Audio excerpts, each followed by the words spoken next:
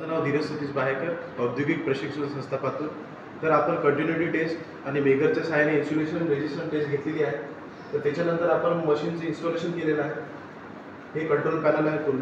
याच्यामध्ये star delta starter आहे. नंतर आपल्याला ही मोटर नो लोडवर फिरवायची आहे. ही नो लोडवर मशीन किती करंट घेते, ठीक आहे. तर टर्मिनल व्होल्टेज 2 फेजमधलं चेक करूया.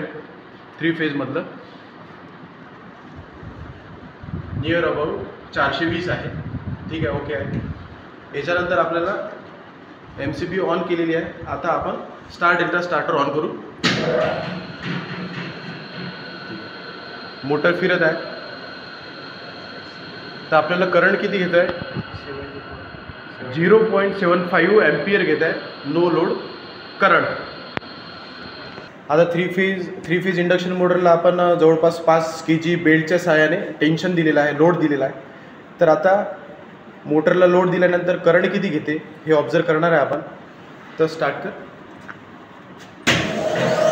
मोटर फिरत आहे आणि मोटरने करंट किती घेतलेला आहे, 2.21 एम्पियर. आणि व्होल्टेज किती ड्रॉप झालेला आहे, रेड टू येलो. मीटर दाखव.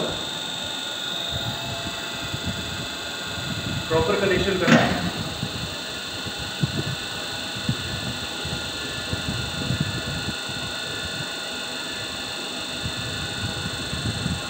$418 थोडं फ्लक्च्युएटिंग आहे.